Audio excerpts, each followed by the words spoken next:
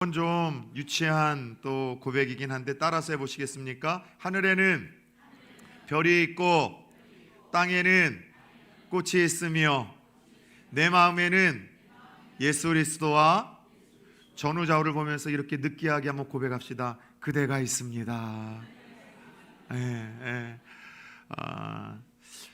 한 주도 넉넉지 않았을 텐데 참 잘 달려오셨고 또 1월의 마지막 주일을 예배함으로 마무리하시는 여러분들에게 1월의 우리 마지막 시간들과 또 새롭게 시작하는 그 2월에 하나님 주시는 특별한 은혜가 가득할 수 있기를 예수 그리스도의 이름으로 축원합니다. 형제들이 많다 보니 조카들이 명절 때 모여 노는 것을 보면서 어린아이들에게는 이런 모습이 드러나는구나 제가 좀 깨달은 바가 있습니다.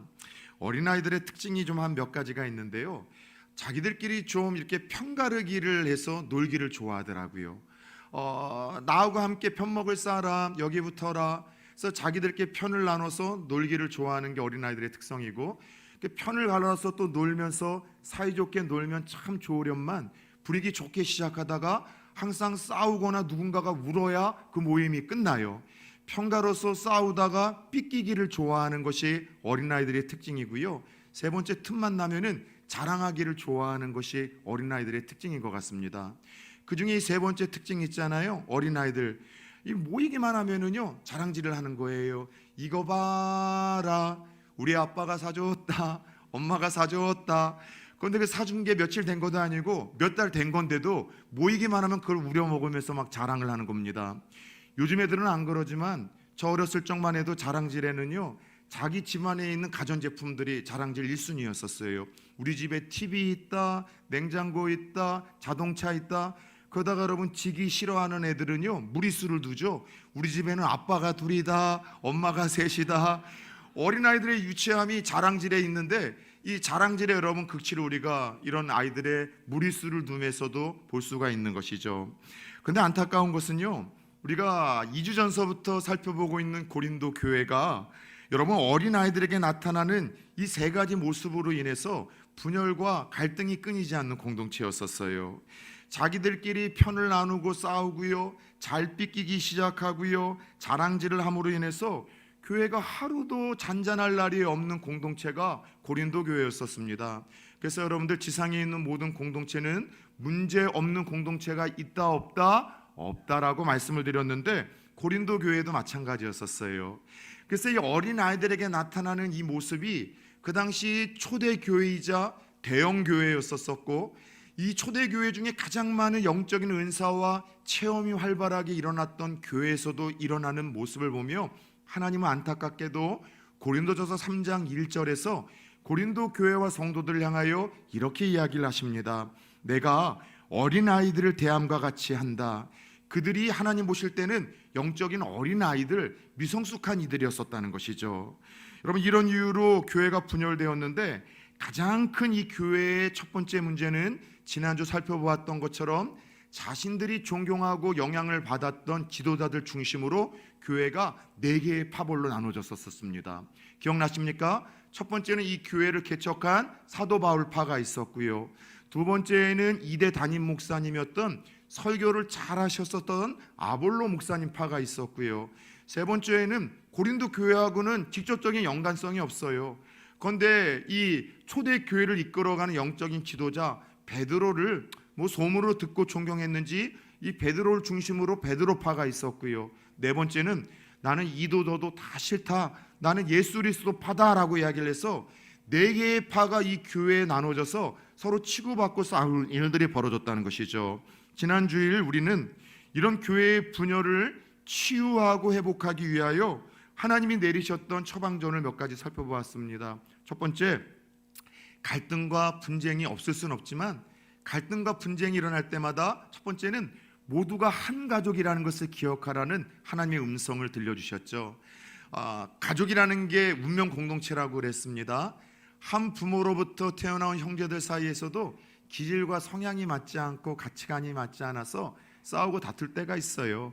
그러나 극단적으로 그 연을 끊지는 않는 것처럼 오늘 교회 공동체의 성도들이 그래야 된다는 거죠. 그래서 우리는 하나님 나라에서 한 가족이라는 것을 기억하고 서로 좀 한번 불쌍히 여겨주고 긍휼히 여겨주면서 그렇게 여러분들 이해해 주라는 것이 첫 번째 처방전이었었습니다. 두 번째, 이 분열과 갈등의 위기에 초래해 있는 고린도 교회를 위한 처방전은요, 온전히 하나가 되라라고 이야기를 했어요. 그래서 같은 생각, 같은 뜻, 같은 말을 하라고 했는데, 이것은 파시시즘이라든가 혹은 신천지와 같은 이단들처럼 공산주의처럼 똑같은 획일적인 이야기를 하라는 것이 아니라, 내 이야기를 하더라도 내 말만이 아니라, 내 주장만이 아니라 좀 다른 사람들의 상황도 살펴보고 모두의 이야기를 들으며 같은 소리와 같은 걸음을 걸어야 된다라는 이야기라고 말씀을 드렸습니다. 세 번째는요, 사람이나 문제 보지 말고 따라 세웁시다. 예수만 주목하라. 자꾸 사람이나 여러분 문제를 보면은요, 상처를 받고 낙심을 받아요. 그래서 교회에서는 사람의 소리, 사람을 보는 것이 아니라 예수만 봐야 되고 주님의 음성만 들어야 되는 곳이죠. 그래서 지난주 교회가 어떤 곳인지를 잘 말씀드렸습니다. 교회는 내 마음에 안 드는 것들이나 안 드는 사람들을 내 마음에 고쳐나게끔 하나님 허락하신 장소가 아니에요. 교회는 내 마음에 안 드는 것들이나 안 드는 사람들을 내 마음에 들게끔 고쳐나가려고 하는 곳이 아니라, 내가 주님의 마음에 과연 드는 삶을 살고 있는가, 주님의 마음에 드는 내가 성도인가를 끊임없이 살펴보며, 때로 주시는 그 말씀에 찔림과 아픔이 있다 할지라도 끊임없이 나 자신을 깎아내려가는 거룩한 끌로 삼으며 주님의 마음에 들어가는 사람이 되게끔 노력하는 곳이 바로 교회라 말씀을 드렸어요. 그런 의미에서 우리는 지난 시간에 이어 이런 분열과 또 여러분 분쟁의 위기 속에 있는 이 교회와 성도들을 향해서 가장 최고의 처방전을 내려주는 하나님의 음성을 계속해서 듣게 됩니다. 오늘 이 위기와 갈등 속에 있는 교회를 향하여 오늘 주님께서는 바울을 통하여 드디어 십자가와 예수 그리스도를 주목하고 그만을 자랑하라는 특별한 메시지를 전합니다. 고린도 교회 성도들에게 너는 교회의 주인이신 예수 그리스도와 십자가만을 자랑하라는 특별한 강력한 말씀을 좀 전하세요. 왜냐하면은요, 교회에서 성도들과 성도들 사이에 일어나는 모든 갈등과 문제들에 대한 유일한 답은 오직 예수 그리스도 안에서만 찾을 수 있기 때문인 거죠. 온전하지 못하고 성숙하지 못한 사람들 사이에서 일어나는 갈등에 대한 해답은 누구 안에서만 풀어질 수 있다고요? 예수 그리스도 안에서만 풀어질 수 있고 십자가를 통해서만 풀어질 수 있기 때문입니다. 다시 말해서 교회 안에서 일어날 수 있는 모든 갈등과 문제들에 대한 유일한 치료는요, 십자가 안에만 있기 때문입니다. 그런 의미에서 우리는 그리스도의 십자가에 대해서 잘 알고 있습니까? 십자가에 대한 이야기는 또 설교는 수도 없이 들었지만 십자가의 그 의미와 비밀과 능력에 대해서는 좀 알고 있습니까? 더 나아가 오늘 사도 바울을 통한 하나님이 주시는 권면처럼 저와 여러분들이 누군가를 만났을 때, 어느 한 곳에 속했을 때 끊임없이 어린 아이들처럼 자랑을 참 많이 하는 것이 인간의 본성인데, 우리가 하는 그 수많은 자랑 속에서 과연 예수 그리스도와 십자가를 향한 자랑은 얼마나 되고 있습니까? 오늘 이와 같은 질문 속에서 하나님 주시는 은혜와 말씀을 좀 듣기를 원합니다. 자, 먼저 오늘 사도 바울을 통하여 성도들에게 주목하고 자랑하라고 했었던 그리스도와 이 십자가는요, 사실 유대인들과 헬라인의 관점에서는 주목하거나 자랑할 만한 것이 되지 못했습니다. 오히려 함께 읽은 본문을 보면은요, 그들에게는 저주의 상징이었었고요, 어리석고 미련한 것의 상징이 오히려 십자가였었습니다. 자, 먼저 유대인들의 입장에서 십자가는요, 자랑할 만한 것이 아니라 십자가는요, 여러분들 이것은 저주의 상징물이었었어요. 신명기를 보면은 나무에 달린 자마다 저주 아래 있는 자라고 이야기를 해서, 다른 곳도 아니고 나무에 달려 죽은 사람은 하나님의 심판과 저주를 받은 그러한 인생이요 실패자라는 이 고정관념이 유대인들에게 있었어요. 여러분, 그들에게 십자가에 못 박혀 죽은 그 예수가 하나님의 아들이다, 메시아이다, 그리스도이다, 이것을 믿으라고 주장하는 것은 신성 모독과 같이 충격적인 일이었었습니다. 십자가는 그들의 여러분 관념에서 저주를 의미하는데, 실패를 의미하는데, 하나님의 아들 메시아가 무능하게 십자가에서 죽는다? 상상도 못할 일이었었죠. 이런 이유로 하나님의 능력과 표적을 구하던 이스라엘 사람들이 볼 때 십자가는요, 하나님의 능력이 나타난 표적, 자랑할 만한 것이 되지를 못했습니다. 오히려 유대인에게 십자가에 달린 예수는요, 실패자였었어요. 여러분들, 정복과 승리를 안겨주어야 될 그들이 꿈꾸던 기다리던 메시아의 모습과는 정반대의 모습이었기에 그들은 지금도 예수 그리스도를 그리스도요 하나님의 아들로서 받아들이지 못했던 것입니다. 더 나아가 헬라인들의 입장에서는 그들은 지혜를 얻는 것을 되게 중요하게 생각을 해서 새로운 사상이나 철학에 몰입을 하고 그것을 쫓아다니면서 배우기에 힘썼던 사람들이 그리스 사람들, 헬라인들이었었습니다.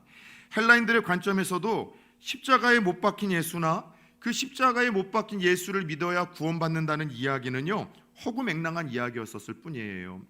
이스라엘 사람들, 유대인들에게 십자가는 저주와 실패의 상징물이라고 한다면 그리스 사람들, 헬라인들에게 십자가는요, 가장 끔찍한 죄악의 여러분들 어떤 이 범행을 한 죄인들을 사용하는 사용 도구였었을 뿐이죠. 사형 집행 장소였었을 뿐입니다. 그들에게 십자가는 이성적이지도 않았고 철학적이지도 않았고 매력적이지도 않았고 그저 실패자를, 범죄자를 항변하기 위해 만들어진 소수의 여러분들 그 신봉자들이 꾸며낸 이야기로 들렸을 뿐입니다. 따라서 십자가 그리고 못 박힌 예수 그리스도를 전하거나 자랑하는 일들은 이런 이유로 유대인들에게는 꺼리끼는 일이었었고요, 이방인들에게는 참으로 믿지 못할 어리석고 여러분 미련한 일이었었습니다. 그러나 유대인들이나 헬라인들이 볼 때는 실패, 저주, 무능력, 어리석어 보이는 그 십자가가 오늘날 예수를 믿고 구원받은 성도들에게는 구원을 주시는 그 능력이 되는 것을 너희가 잊어서는 안 된다는 이야기를 하고 있는 거예요. 세상 사람들은 십자가를 저주, 멸망, 어리석음의 상징으로 보지만 성도는 십자가를 통해서만 구원을 받을 수 있고 십자가에 달리신 예수 그리스도를 통해서만 하나님의 사랑을 입을 수 있고 십자가에 달리신 예수 그리스도의 희생과 피 흘림을 통해서만 죄사함과 영생을 얻는 능력이 주어진다라고 오늘 우리에게 말씀을 하십니다. 여러분, 그래요. 세상의 관점으로 어리석어 보이는 예수 그리스도 그리고 그분이 달린 그 십자가만이 우리를 구원의 길로 이끄는 유일한 능력과 통로가 된다는 사실을 여러분들 오늘 말씀을 통해서 깨달을 수 있기를 축원합니다. 다른 길, 다른 방법은 없어요. 여러분들, 십자가는 우리에게 하나님의 사랑을 깨닫게 합니다. 십자가는 우리에게 세상을 보는 바른 눈을 갖게 만듭니다.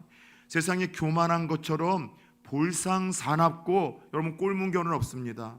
반면에 참 겸손한 것만큼 아름다운 일도 없겠죠.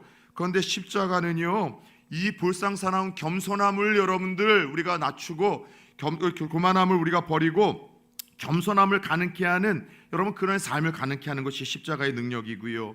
십자가는 오늘의 절망을 이기게 만듭니다. 십자가는 오늘의 고난을 이기는 능력이 됩니다. 십자가는 나 자신을 날마다 다듬는 영적인 끈이 됩니다. 십자가는 죄와 더불어 싸울 수 있는 능력이 되고 때로는 넘어지고 죄로 인하여 쓰러진 우리들이 다시 일어서게 만드는 힘이 되고 원동력이 되는 것이 십자가입니다.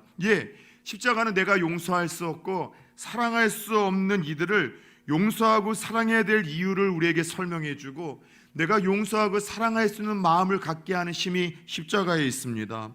이런 이유로 십자가와 십자가에 못 박힌 예수 그리스도를 묵상하는 자들은요, 나를 구원하고 나에게 사랑을 느끼게 해주고 내게 세상을 보게 하는 바른 눈을 갖게 만들고 오늘의 절망과 오늘의 이 아픔에서 나를 다시 일어서게 만들고 나에게 흔들리는 나에게 다시 한번 믿음을 갖고 걸어가게 만드는 이 십자가만을 묵상하고 십자가만을 자랑하는 삶을 살 수 있습니다. 그리고 십자가와 십자가에 달리신 예수 그리스도를 묵상하고 자랑하는 공동체에는 오늘 말씀을 통해서 주시는 것처럼 여러분 분열과 갈등과 다툼의 영들이 힘을 잃는 법이라고 이야기를 합니다.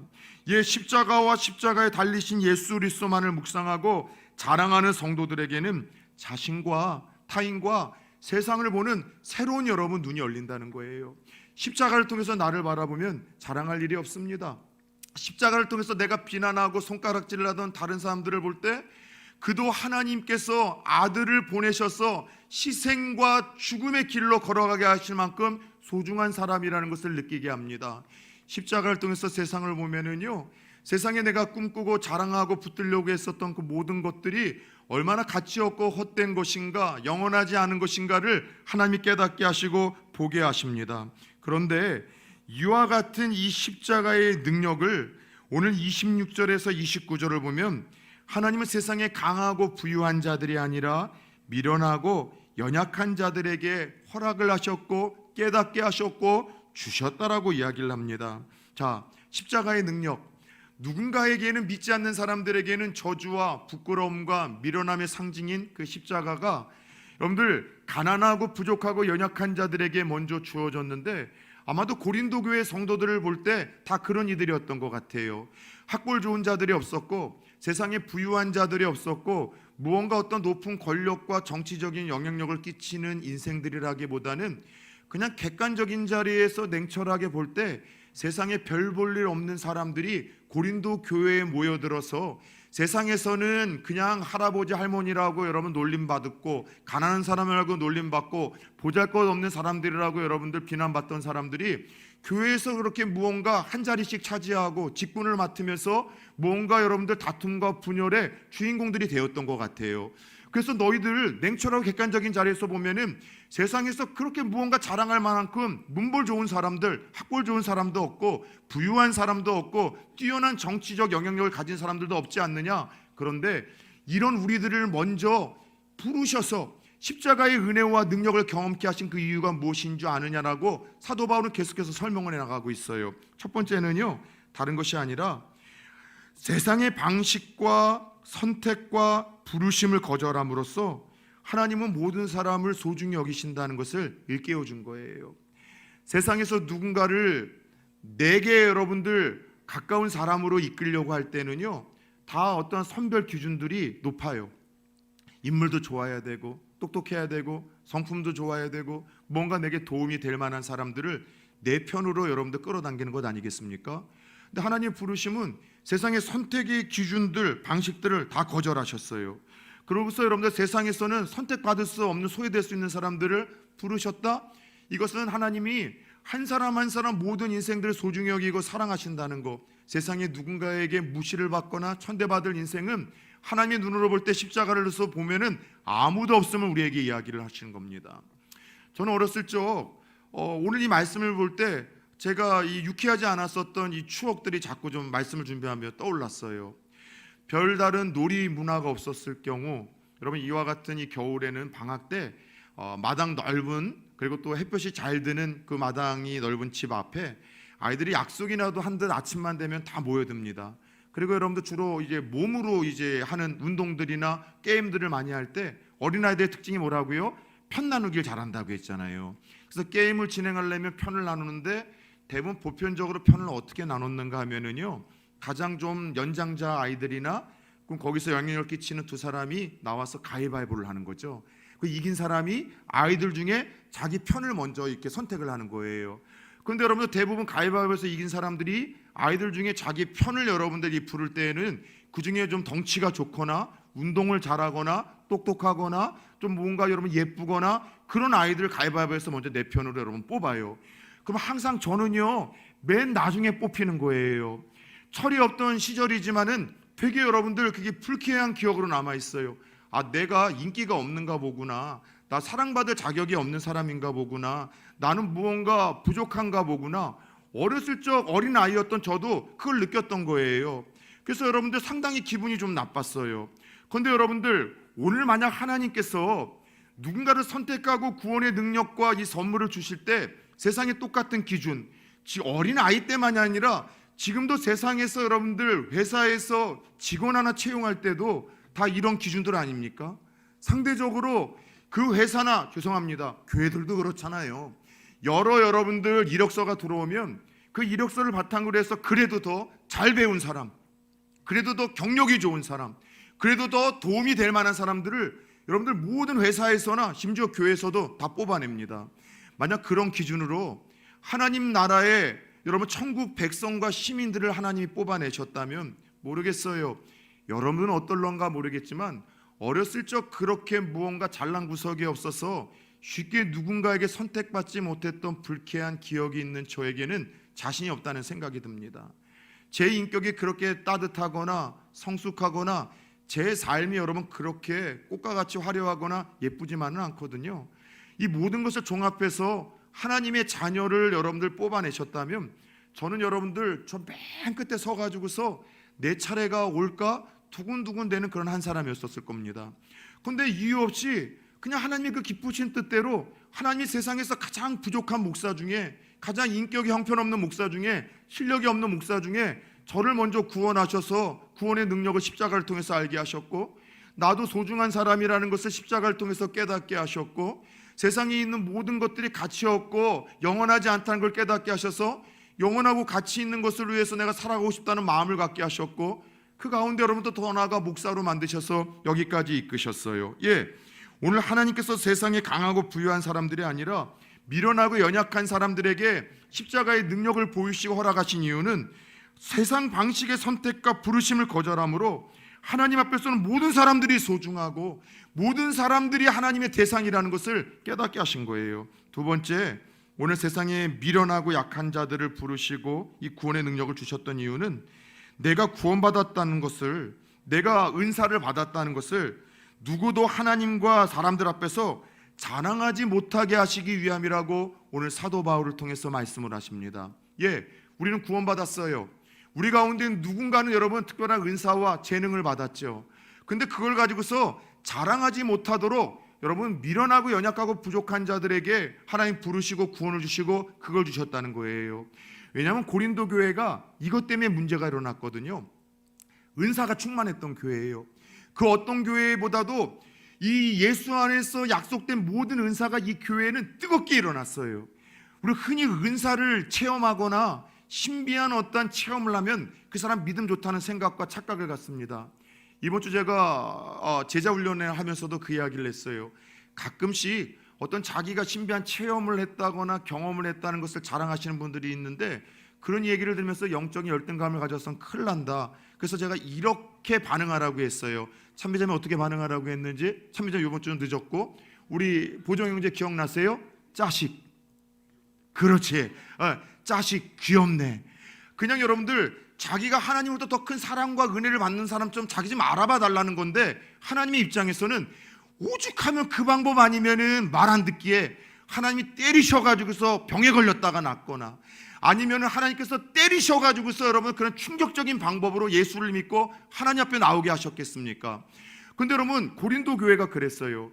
은사와 체험이 많았었고 아는 것이 많다 보니까 서로 자랑질을 하다가 구원받은 자들의 은혜를 잊고 자기들이 하나님 앞에서 얼마나 겸손해야 될 자인지를 모르고 인정받으려고 하고 존중받으려고 하고 높임받으려고 하다가 그 인정과 존중과 높임이 여러분들 허락이 되지 않을 때 기분 나쁘다라고 서로 싸우고 정죄하고 여러분 교회의 분열을 일으키는 그런 안타까운 일들이 벌어졌던 거예요. 여러분들 이런 이유로 여러분 세상에 자랑거리가 많잖아요. 다시 말해 지혜롭고 강하고 부유하잖아요. 여러분 하나님 찾고 십자가를 바라보기가 참 어려워요. 세상에 자랑거리가 많잖아요. 여러분 다툼이 끊이질 않아요. 세상에 자랑거리가 많잖아요. 시기와 질투가 끊이지를 않는 거예요. 세상에 자랑거리가 많은 이들에게는 여러분 하나님의 능력이 담기지를 않아요. 세상의 자랑거리들은 시간이 지나면 다 소멸될 것들이에요. 썩어 없어질 것들이에요. 세상에서 자랑거리들은 세상 사람들이 보면 와 하고 인정해주고 높여줄 수 있지만 영원한 하나님 나라에서는 별로 가치 없는 것들이 우리가 여러분들 하고 있는 자랑거리들, 우리가 추구하려고 하는 그 자랑거리들의 실체 아니겠습니까? 예전에 제가 부목사일 때 딱 요 정도의 계절이었던 것 같아요. 연초가 되면은 열심히 이제 대신방을 합니다. 교구. 근데 한 가정에 가서 예배를 드리고 이제 기도가 끝나고 교제를 하는데 그 집사님의 그 아들이 저를 너무너무 좋아했어요. 유치원생이었었는데 평상시에 저를 되게 좋아했어요. 근데 좋아하던 그 목사님이 자기의 집에 오니까 얼마나 여러분 기뻤겠습니까? 그래서는 안 되는데 이 아이에게는요 제가 하나님이 온 것 같고 예수님이 온 것 같았던 것 같아요.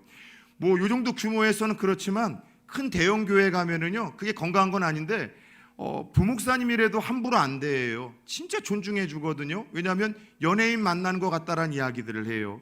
그러니까 이 아이에게는 그렇게 자기 집에 찾아온 그 목사님이 너무나 좋았고 그 아이의 반응에 제가 같이 놀아주니까는 아이가 흥분을 해서 저의 손을 잡고 자기 방으로 끌어가더라고요. 목사님, 내가 보여줄 게 있어요. 뭔데? 제가 진짜 아끼는 보물이 있는데 목사님만 보여줄게요. 자기 침대 밑에 서랍을 꺼내가지고서 보물함이라고 꺼내주는데 깜짝 놀랐어요. 이 아이가 목사의 손을 이끌고서 자기만 알고 있고 자기가 소중히 여기는 보석이라고 보여준 것은 다 여러분들 고무로 만든 딱지, 구슬, 그리고 비싼 값어치의 여러분들 팔찌나 뭐 귀걸이나 뭐 이런 것들이 아니라 그 여러분들 학교 앞에 문방구에서 자판기에서 뽑아낸 그런 여러분 플라스틱 시계, 이런 것들을 지 보물이라고 아끼면서 저에게 자랑을 하고 있는 거예요.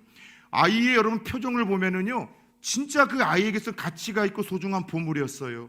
근데 목사님 제가 볼 때는요, 그거 다 쓰레기예요. 잡동사니예요. 가치 없는 거예요. 근데 저는 그날 그 생각을 했어요. 하나님이 우리를 보실 때 여러분, 우리가 자랑하는 것들이 있잖아요. 난 이렇게 큰 집에서 살고 있고 좋은 차 타고 있고 좋은 거 나는 이렇게 걸치고 있고 입고 있고 좋은 데 다니고 있고, 이 세상에서는 그게 기준이 되고 자랑거리가 되지만 교회 안에서 하나님 보실 때 그게 진정한 여러분 자랑거리가 될까요? 천국에 가서도 그게 정말 자랑할 만한 자랑의 여러분 거리들이 될까요? 하나님께서 제게 묵직한 그 깨달음을 주셨었던 거예요. 근데 여러분, 오늘 똑같은 이야기를 하는 거예요. 세상에서 여러분들 하는 그 자랑거리들을 교회 안에서 자랑으로 하고 그를 추구하려고 할 때 우리는 온전한 그 십자가의 의미를 깨달을 수 없고, 십자가의 그 의미를 깨달을 뿐만이 아니라 십자가에 달리신 그 예수 그리스도와 그 아들을 내어주신 하나님의 사랑을 깨달을 수 없다라고 이야기를 하시는 거죠. 오히려 십자가의 대적자들이 될 수 있다는 것입니다. 여러분, 이런 이유로 우리는 주목하고 자랑해야 될 한 가지가 있다면, 성도들은요, 적어도 교회 아니라면 오직 예수 그리스도와 그분의 십자가뿐이라는 거예요. 비록 미련하고 약해도 예수 그리스도와 십자가만을 주목하고 자랑한다면 하나님 그 공동체를 아름답게 사용하십니다.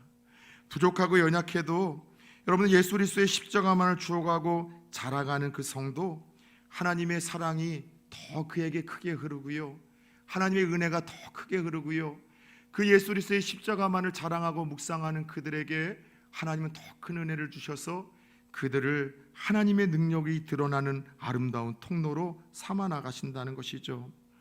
목사도 그럴 때가 있어요. 가끔씩 부산 초원교회 정도는 아닌데 진짜 수도권에 가면 여러분이 상상도 못할 만큼의 부자들이 있어요.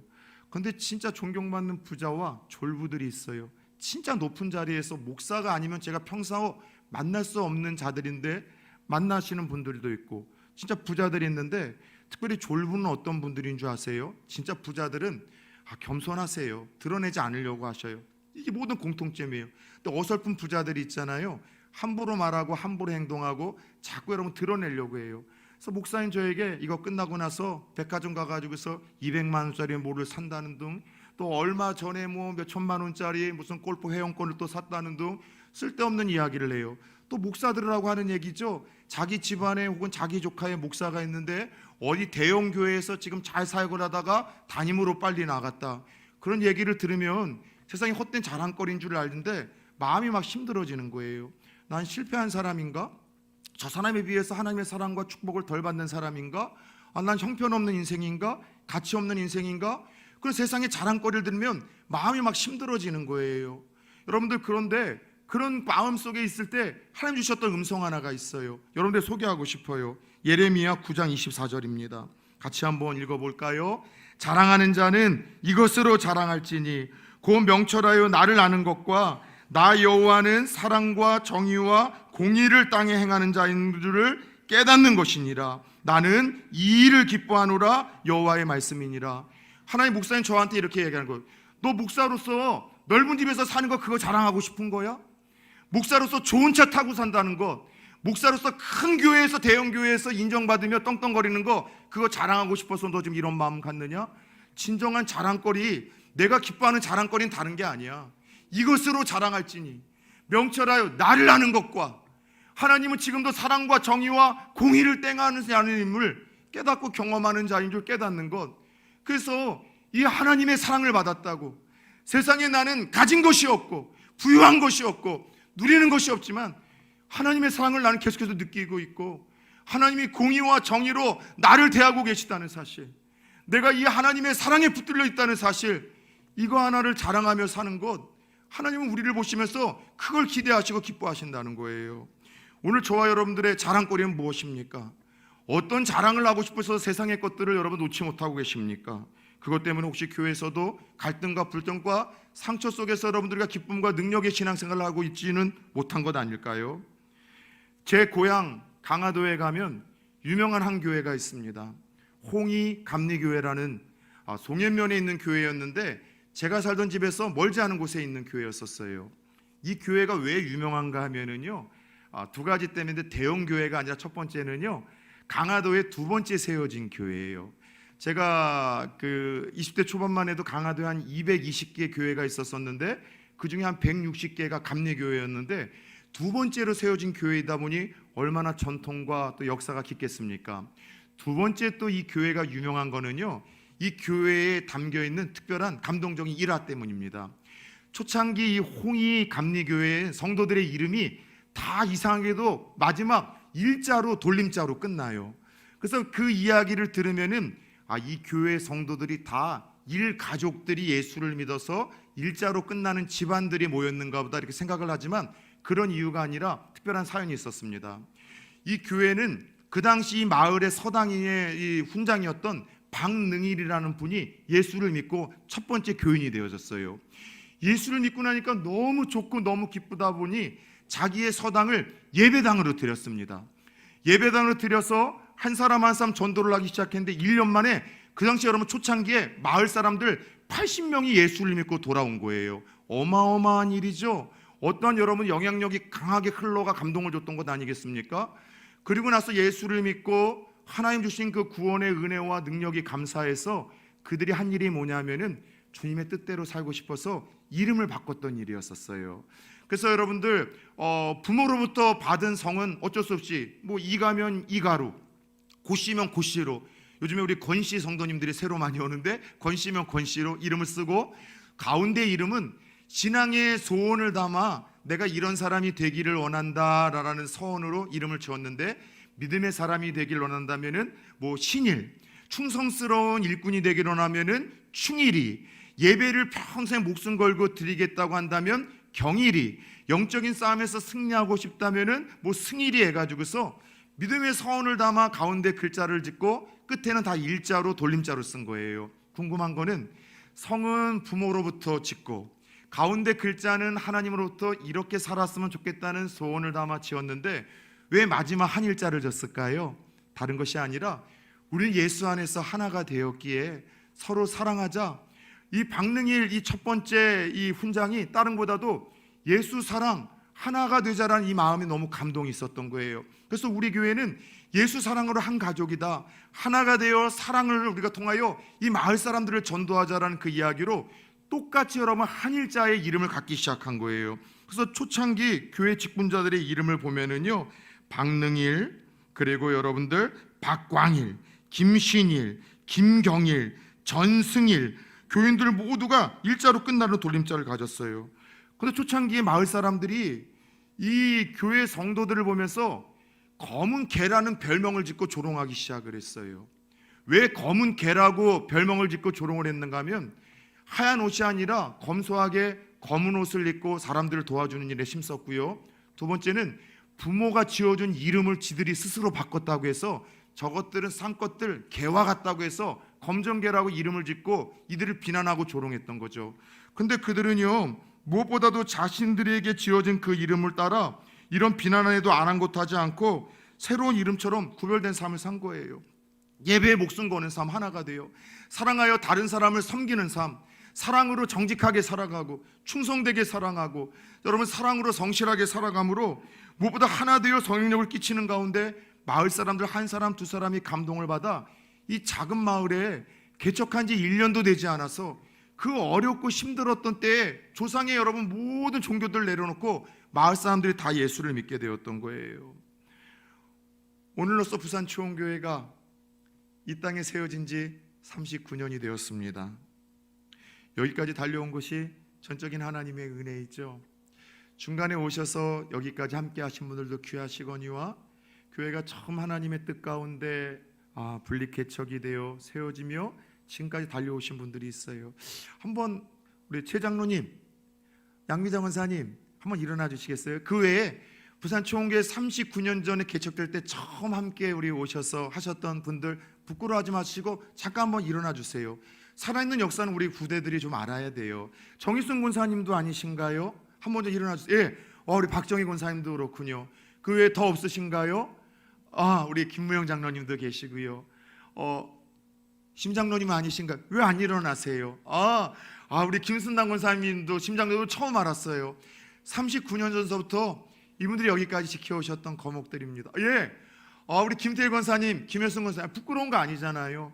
정말 이분들의 눈물과 헌신을 통해서 교회가 여기까지 달려왔던 거예요.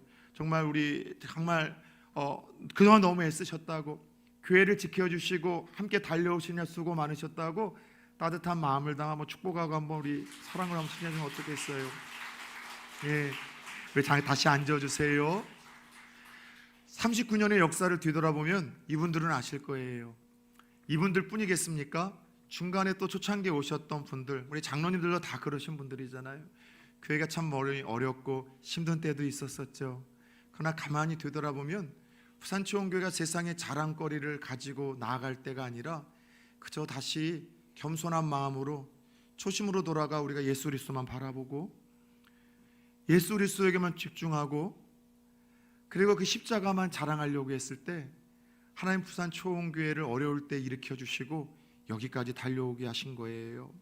앞으로 부산초원교회는 작은 공동체일 수 있고 저마다 연약하고 세상의 것으로 보면 부족한 이들이 모여있는 공동체라고 할 수는 있겠지만 교회의 건강성은 그 교회가 무엇을 바라보고 자랑하느냐를 따라 여러분 드러나고 하나님의 능력을 흘리는 그 통로는 자랑할 것이 없는, 그러나 예수 그리스도와 십자가만을 자랑하는 교회와 성도를 통해서 드러나는데, 여기까지 하나님의 은혜로 달려온 부산초원교회가 앞으로도 예수 그리스도만 좀 바라보면 좀 어떨까요?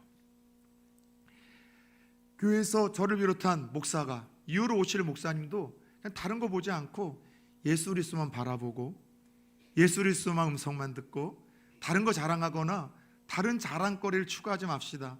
그럼 자꾸 낙심이 되고 절망이 되고 시기와 질투가 되고 흔들려요. 사도 바울이 그랬던 것처럼 영원한 그 십자가, 예수 그리스도와 그 십자가만을 자랑함으로 더 영광스러운 40년, 50년 향해서 달려가는 공동체, 그 가운데 더 영광스럽게 쓰임받는 성도님들과 가정이 될 수 있기를 주 예수 그리스도의 이름으로 축원합니다.